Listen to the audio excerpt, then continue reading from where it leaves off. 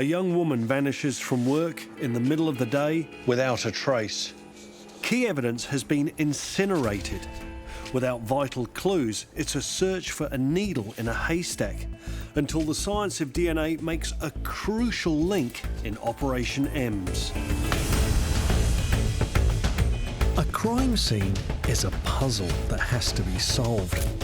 A whodunit, a scattering of clues to be deciphered by clever detective work and the power of science.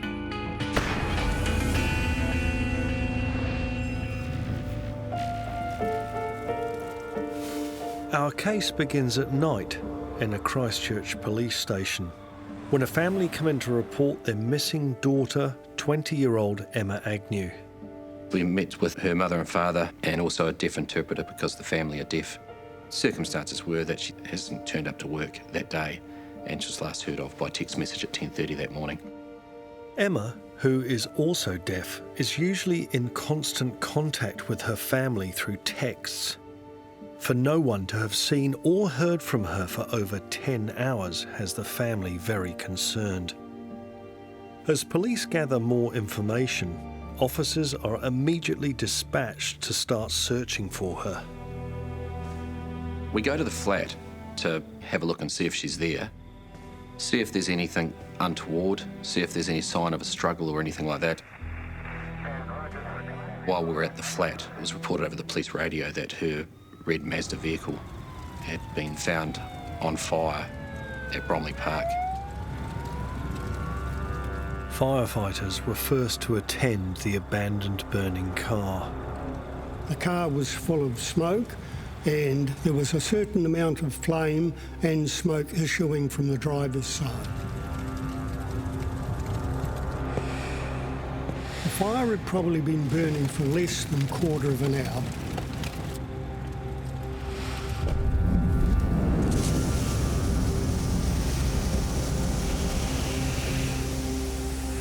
Not long enough to torch the vehicle, but enough to cause damage. When we arrived, the boot was open, the bonnet was open, the doors were open, because obviously the fire brigade have to put the fire out. The surrounding area is immediately searched. Where is Emma? And why has her car been set alight? We just went up and down, making sure that there wasn't anybody in there, and trying to see if there was anything that might have been discarded in there. But no one could be found. Emma's car was now the key as to where Emma could be.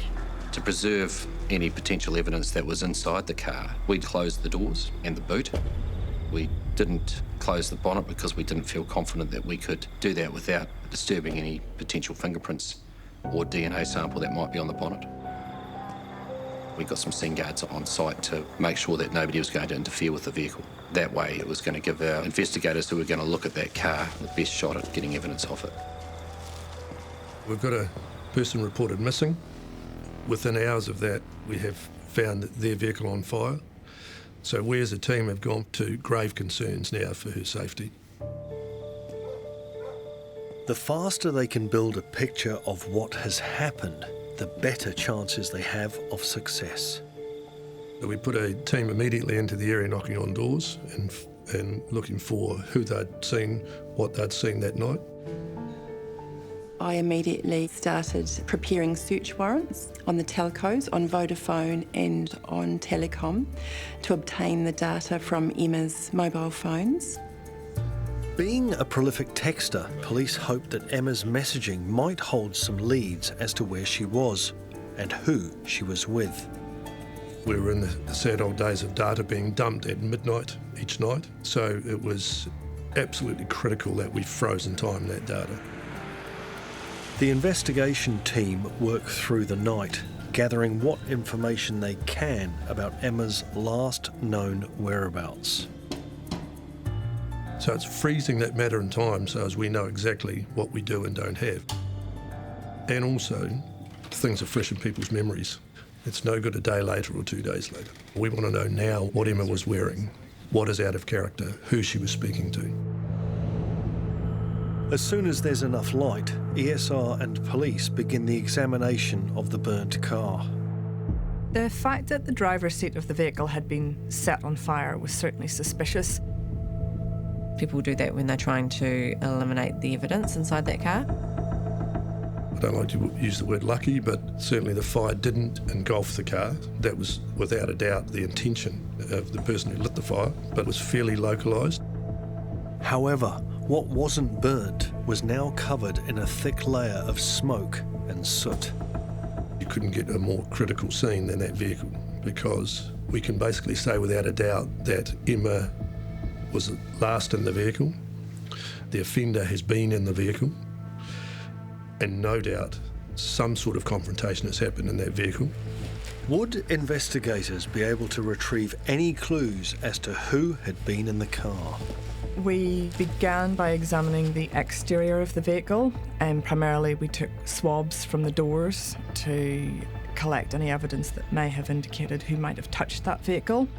Obviously it was a challenge because it had already been opened by other agencies such as the fire brigade to extinguish the fire. The driver's side interior was most fire damaged, leaving little chance of retrieving any DNA of who had driven the car. We examined the inside of the vehicle for any blood staining we might find. It was a challenge because the vehicle was quite sooty. We also tape lifted the interior of all the seats. Tape lifting is a very good technique just for collecting any fibres and hairs. The tape lifts are bagged for further analysis. The area around the car is also examined. Underneath Emma's vehicle was a single vehicle key. That key was found to be the ignition key for the vehicle and also opened the boot. So whoever had left the vehicle at the scene had also left the key. The key was swabbed. It was a potential homicide inquiry, and the samples were all sent under urgency to the DNA laboratory in Auckland.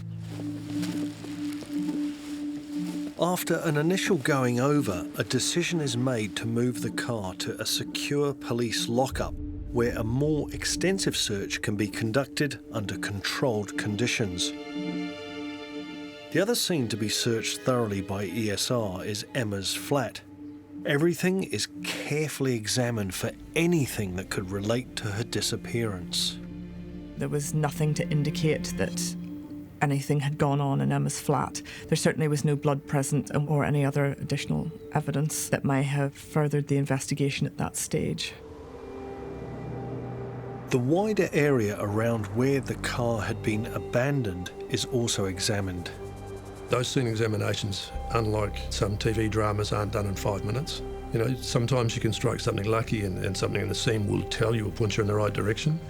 But in general terms, we know a scene examination is going to take days for us to get anything.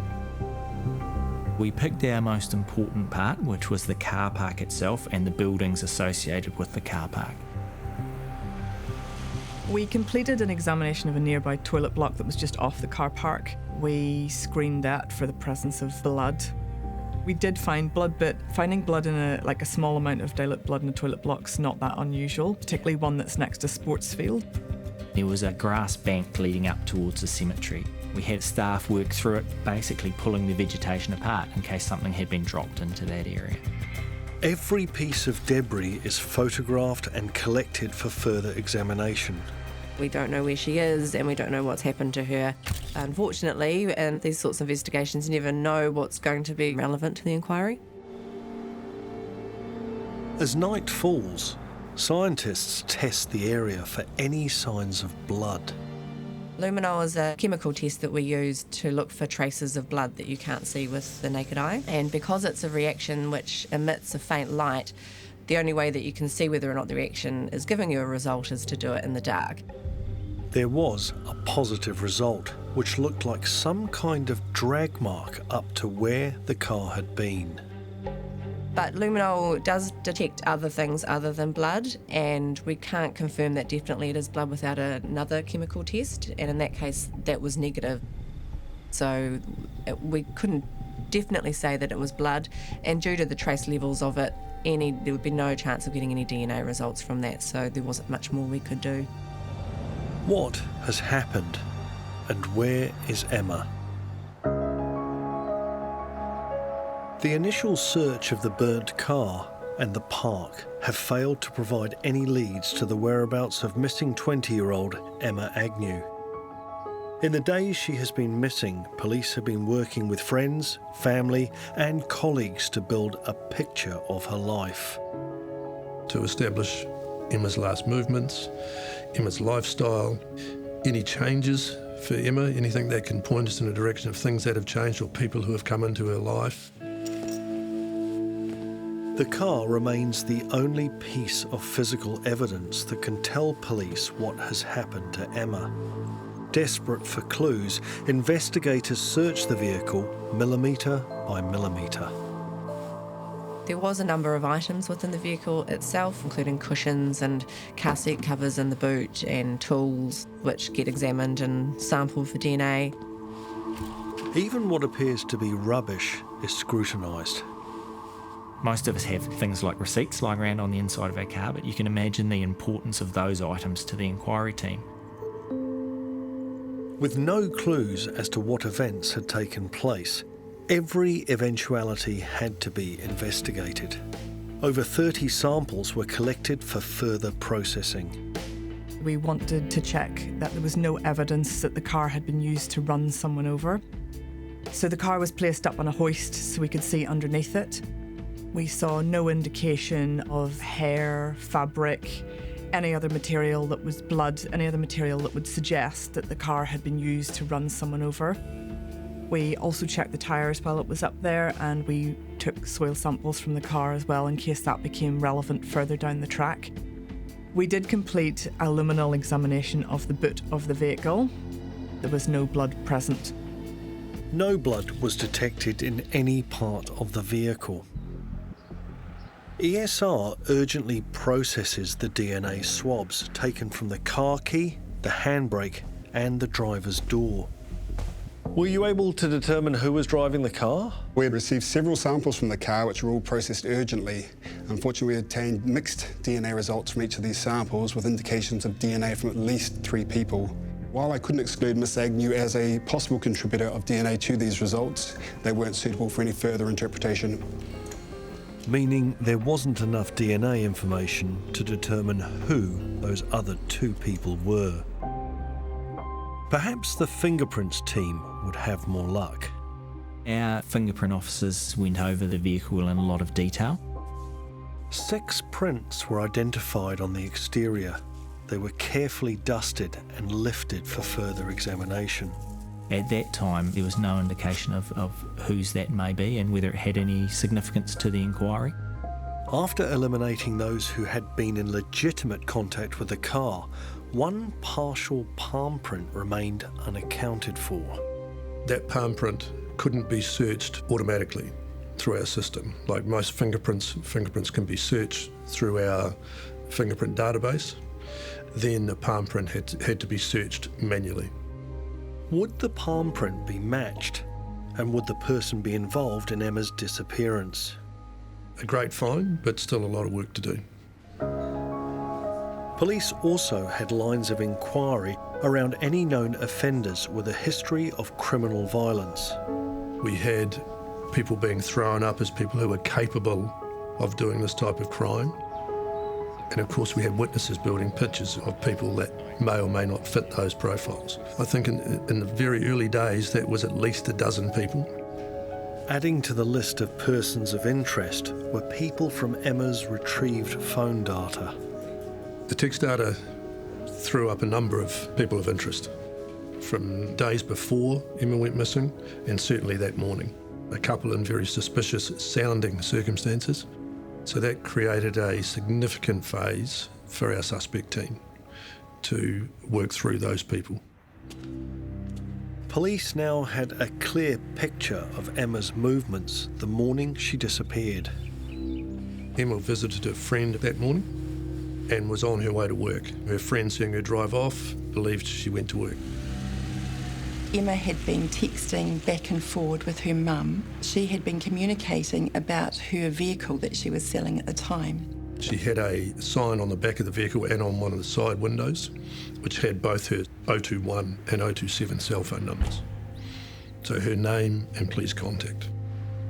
Now, the last text that Emma had sent to her mum was with regards to a male being interested in purchasing her car. We know that Emma had actually spoken to a couple of young guys who were next door to her work about the car. She then texted family members saying that someone wanted to buy her car and wanted to test drive her car. We know Emma was at work at 9:53. She sent an email that morning from work. She then has left work. We know that. We know that the vehicle's not there and we know Emma's not there. But that was where it stopped. Where was she going and who was she meeting? Did the answers lie in the samples taken from the car?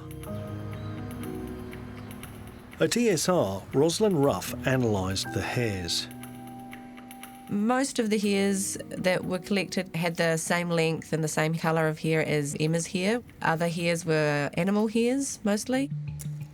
Animal hairs are often visually different and have a distinctive internal structure. Animal hairs, that often has a ladder-like appearance to it, so it's sort of like the rungs of a ladder you can see. And if we zoom in... Oh yeah, and so that ladder structure says that is definitely an animal hair. Yes, you don't see that in human hairs. Human hairs can be classified by where they come from, starting with head hair. Which is quite smooth and rounded. The length is usually a bit of a giveaway. Plus the ends of them are often blunt, cut with scissors. Eyelashes have a different appearance.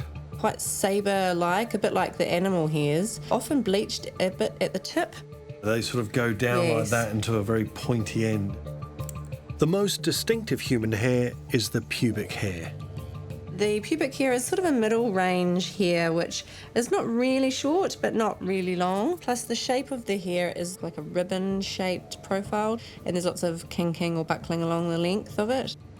What makes a hair suitable for DNA analysis? The irony for us is that most of the hairs that we get are naturally shed hairs, and they naturally shed when they've finished growing. And when they've finished growing, the root shrinks and all the cellular material disappears. For DNA extraction, you need a hair with the root intact. Yeah, one's almost got like a hook, Yes. on the end, and the And it's other one quite is dark. straight. Yes. Yeah, and that's the actively growing hair, and that would give a really good DNA profile. In our case, one hair recovered from the car didn't appear to be Emma's. It came from the rear passenger seat and it was a pubic-like hair. Analysis showed the hair wasn't in the growing stage. So that's not great, but there was what we call a little follicular tag, which would have some cellular material still attached. So the decision was made, let's send it for DNA and see what we get. Could this single human hair be the crucial clue to Emma's disappearance? It's 6 days since Emma disappeared. Everyone she has been in text contact with has been investigated and cleared. Her phone data did, however, provide further crucial information. We were able to ascertain from the cell phone data we'd gathered that both Emma's mobile phones had travelled from a central city location in a northerly direction out towards Spencer Park, and then they had travelled back into the city again. Spencer Park and the adjoining Bottle Lake Forest encompass a huge area of around 2,500 acres. A massive area of forest and beach and a large camping ground and picnic areas. But the location data didn't pinpoint a specific position. So we keyholed down to areas we believed that someone would take someone that they wanted to attack. Clearly we were hopeful that we were searching the right area. There was a ground search conducted by our specialist search team, plus a large number of locals who were also out searching. Could this location data be used to identify who had taken her there? What we then asked of the telcos was who else was hitting those same cell sites, because that was the key. We knew if something had happened that Emma hadn't travelled by herself. A phone of interest did come up that travelled a very similar route, similar timings as Emma. So at that stage, we knew that we had someone we believed travelling at the same time, and certainly a very strong person of interest. But we had a phone, not a name. A line of inquiry starts around who this number belongs to. Police put out media releases asking the public for any sightings of Emma's car. She had some very identifiable cushions in the back window, which a number of members of the public remembered, which was very helpful. The sightings were very strong. There were a number of people that corroborated each other with Emma's movements, or certainly the vehicle's movements, both to and from the Spencer Park area. The next piece of information to come through was the result of many hours of work matching the palm print on the outside of Emma's car. Day 8 of the investigation, I was informed that that palm print belonged to Liam Reid. Formerly known to police as Julian Edgecombe. And he was on our list of people who were certainly capable. The palm print was a great to have, and great that it was identified.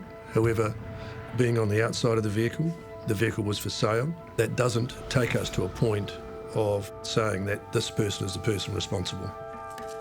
Anyone could have come into contact with the outside of the car.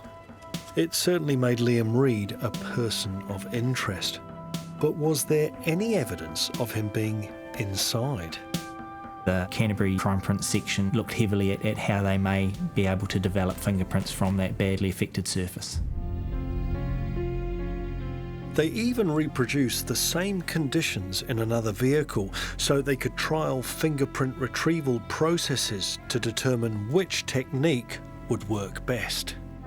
Many of the surfaces that we would be interested in for fingerprints, for instance the inside of the glass, the rearview mirror, had heavy smoke deposits and heat damage to them. So our traditional method of powdering that had worked on the exterior of the vehicle weren't relevant on the interior, so we needed to remove what we could. The vehicle was carefully taken apart so that pieces could be further processed in the lab. A critical part of that in any vehicle examination is the rear view mirror. Because clearly when people drive they like to adjust it, and more often than not someone has touched it. That had suffered severe smoke damage in this case. The first issue was identifying whether or not there are any prints on the rear view mirror. This is our exhibit, the rearview mirror. This has been subjected to heat, to smoke and to water through the fire. Because fingerprints can't be seen with the naked eye, an alternate light source machine is used. This uses a combination of ultraviolet, visible and infrared components of light and breaks them down into different wavelengths. It goes through various wavelengths to enable us to see if there's any prints on there that show up better. So the different wavelengths will reveal things on the mirror that we can't see with the human eye? Yes, depending on what contaminant it's in. So for instance, if there was a fingerprint in blood on there that you might not be able to see with the naked eye, it could react under the wavelength. Body fluids are naturally fluorescent and will glow under the right light. Tuning into visible colour bands can enhance any potential prints that contain those body fluids. This is responding to something that's on the mirror. Well, you've got a really well-trained eye because I can't really see that, although on the monitor it's starting to look a lot more like a fingerprint. It's still not very clear. I can go up a notch still with the yellow goggles. That's a bit brighter. So we're moving through the different spectrums here, and each wavelength will reveal different things on the mirror. Yes, so we always go through them all. I can just see there's some little something's reacting there, the little pink dot. Yeah. If we switch back to 415, we can see how different that was. Yeah. I can just see some ridge detail just coming up in that corner there. So we'll take a picture of that, and then we'll go on into the laboratory and do some more treatments, capture it now before we do anything else. Once an area of ridge detail is identified, it's then carefully brushed. And so you're just trying to remove a layer to reveal a fingerprint at this stage? Yes, this is just trying to remove the soot from the actual mirror. The fingerprint is quite fragile. Very fragile, and it's also behind the caked-on smoke deposit because the print would have been on here before the fire. And you can see the soot there on the brush, and the fingerprint will remain intact. Yes, that will stay on there. The mirror is carefully washed, then dried to remove any further deposits.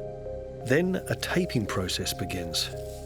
And so are you trying to remove the fingerprint here? No, this is to remove the smoke deposits to hopefully reveal more of the fingerprint afterwards. And then we put that down onto the acetate sheet. Is there a risk that you will actually remove the fingerprint? There is, but it will be in the tape. So even though we may have removed it from the mirror, it will be on the tape and it will be preserved between the tape and the sheet, so we don't lose it. It would still be there. The mirror is photographed and the process is repeated again and again.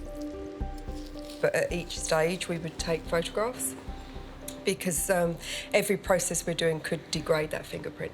So you really are stripping back layer by layer, really slowly trying to get that fingerprint? Yeah. And in this particular case, what did you discover on the mirror?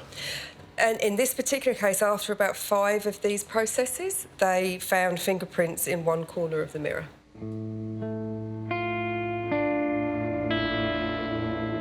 But the fingerprint from the mirror inside Emma's car could not be matched to Liam Reid. Investigators had nothing that placed him inside the car. Reid was known to the police and had a criminal record. Even though he changed his name, being heavily tattooed, he was distinctly recognisable to those who knew him. We had a sighting that someone had seen Liam Reid hitchhiking the day after Emma went missing on the main North Highway in Christchurch, which is not far from the Spencer Park area. It seemed like too much of a coincidence.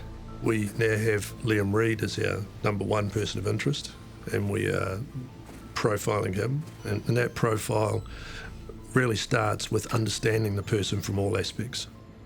The second part is building up where they have been, what their movements have been. We build a picture. This is just another strand of the rope, but it certainly isn't a rope that we can hang the case on. It is now 11 days since Emma Agnew disappeared. A partial palm print and a sighting near Spencer Park have provided police with a person of interest. Further investigation into this person has provided police with some significant witness information. This witness was able to tell us of Reid's movements, particularly in the previous fortnight.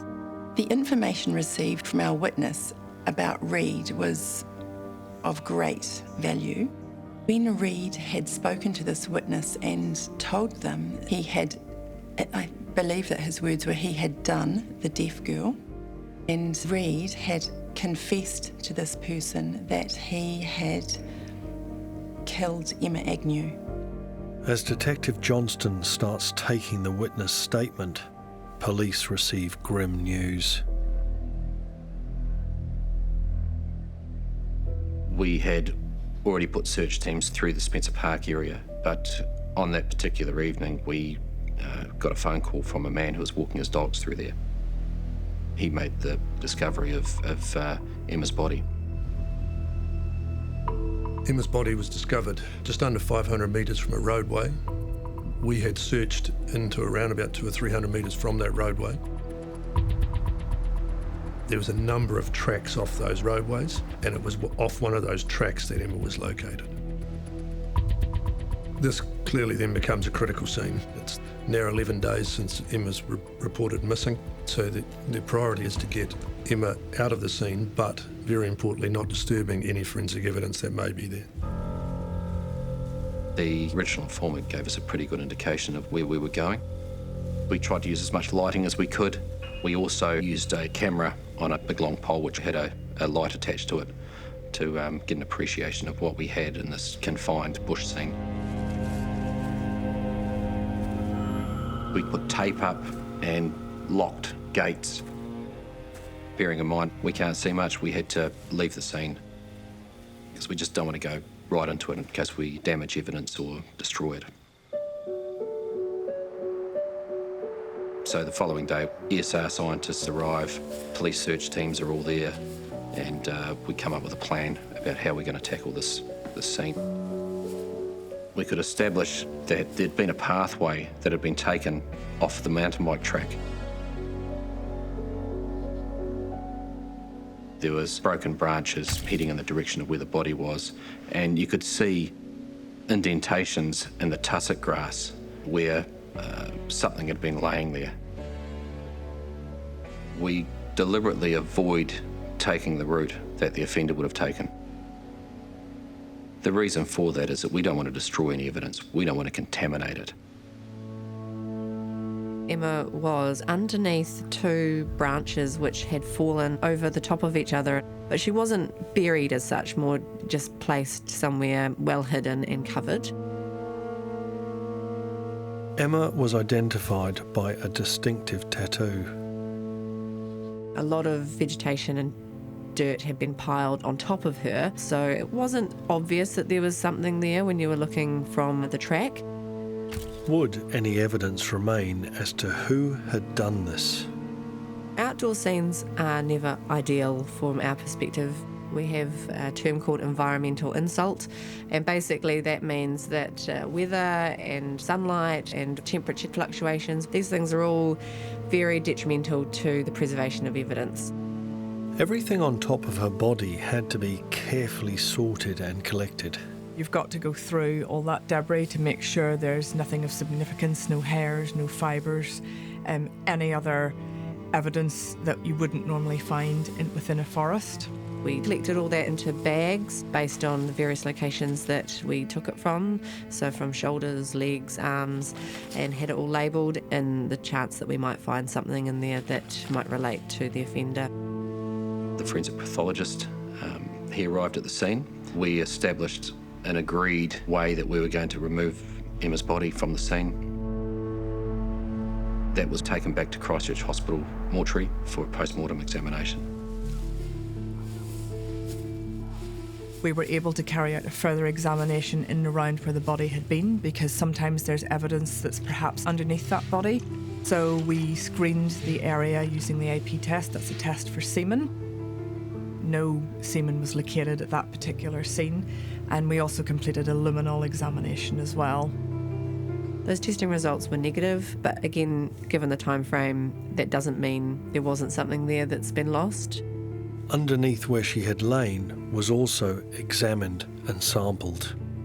The scene was gridded off, and we took more vegetation from those grids so we could go through that more thoroughly in the laboratory. There was also a hair belonging to Emma that was in a tree, which was the pathway that I believe the offender had taken her into that particular area. The height of that hair was approximately 1.9 metres above the ground. That gave us an indication that she wasn't walking herself, that she was probably being carried because she wasn't that tall. Investigators needed to find any kind of physical evidence that might still remain in this vast forest. It really is needle in a haystack stuff out there. We ended up on our hands and knees going through the foliage, looking for anything that might indicate that people had been there or discarded some sort of evidence. It was a huge area used by any number of people. What was relevant was unknown, so everything was collected. The sheer number of samples was immense. We did find some items of interest. We found a sock located in that area, leading to where her body was located. But there was also a lot of red herrings as well, with a lot of other stuff that was discarded in the forest by people. The search for potential evidence went on for days. Clearly now we have gone from a missing person to a homicide inquiry. Although we all knew the circumstances and believed that something was wrong, you always have hope, and the family always have hope. But of course, the finding of the body cuts that hope.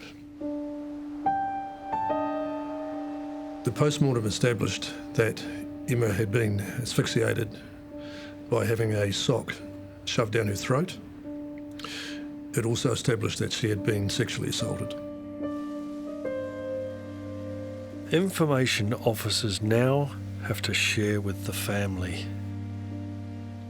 The motivation for us for working for the victim and her family is not something that wanes that easy. You know, we want the outcome for the victim, and it is tough. I mean, people talk about the emotion of it, but the emotion comes later. You know, you're focusing on getting a result, so you don't, you know, that's what we're there for.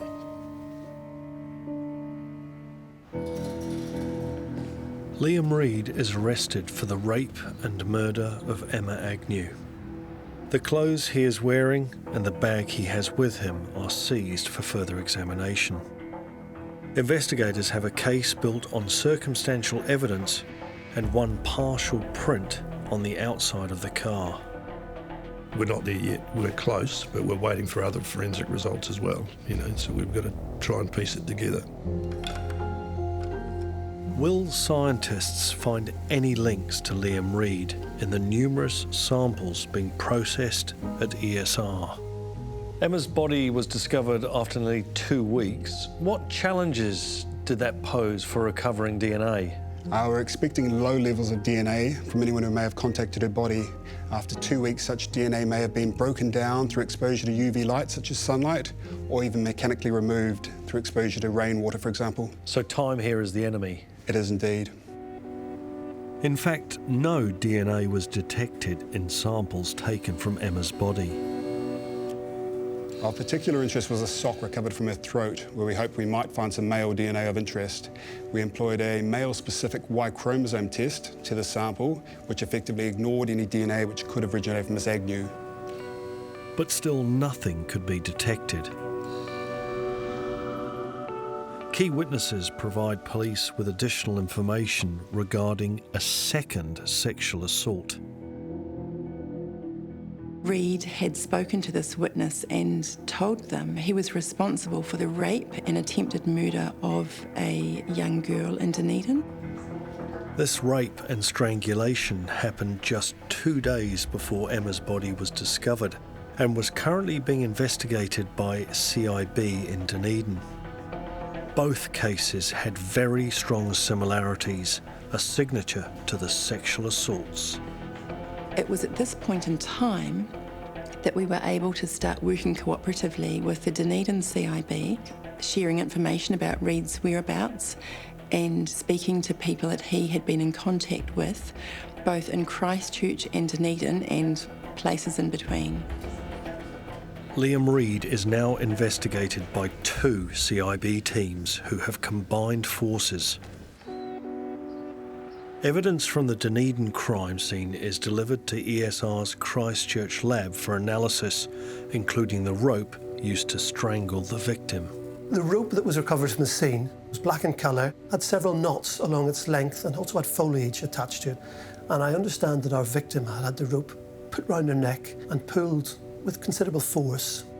The first thing we do is look for blood staining. And there was quite a bit of blood along the length of the rope. The area in between the victim's blood is carefully swabbed for trace DNA.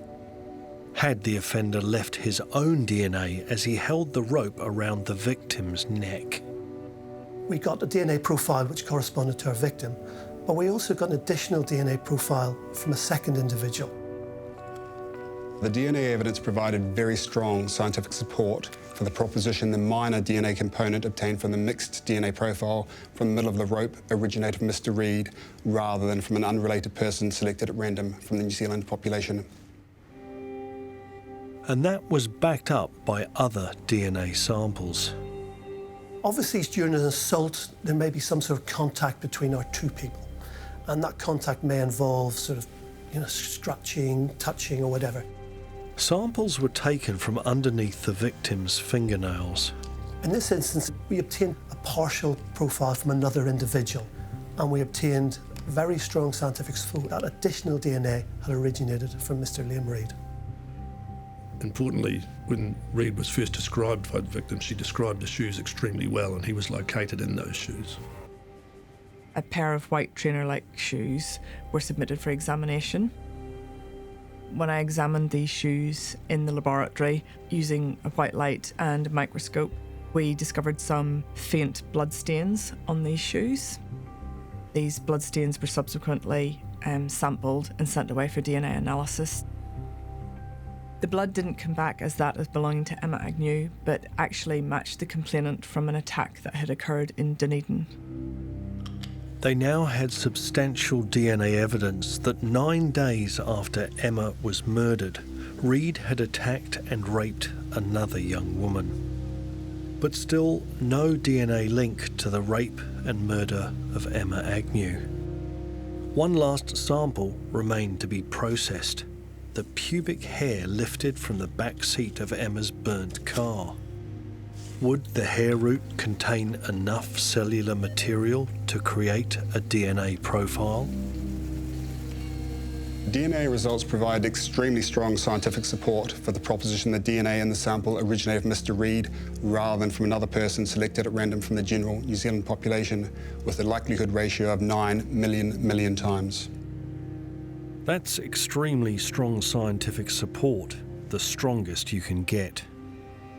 And it also establishes some level of sexual activity, because pubic hairs generally are not flying around in the air. They're contained within people's clothing, and they usually fall out when pants are taken off.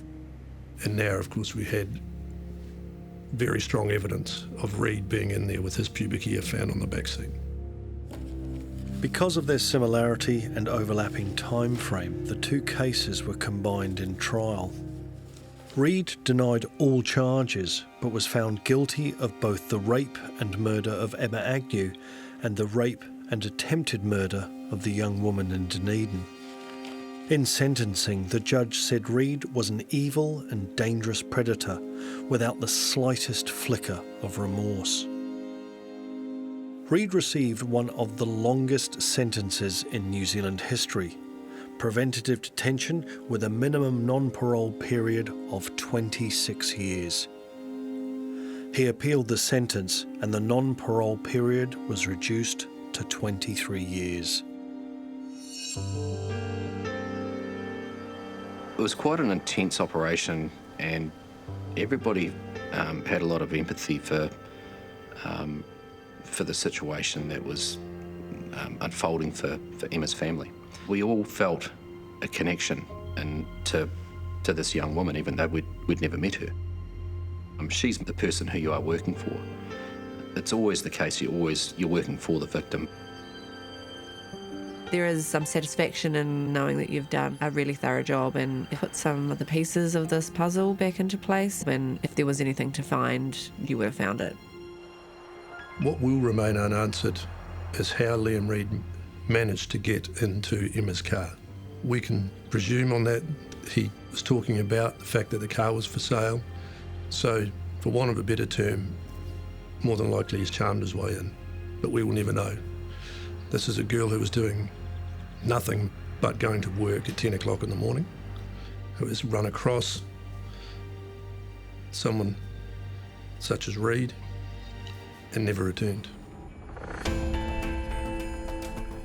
It is thanks to the hundreds of hours of meticulous searching by dedicated scientists and officers that two cases were solved and justice was delivered.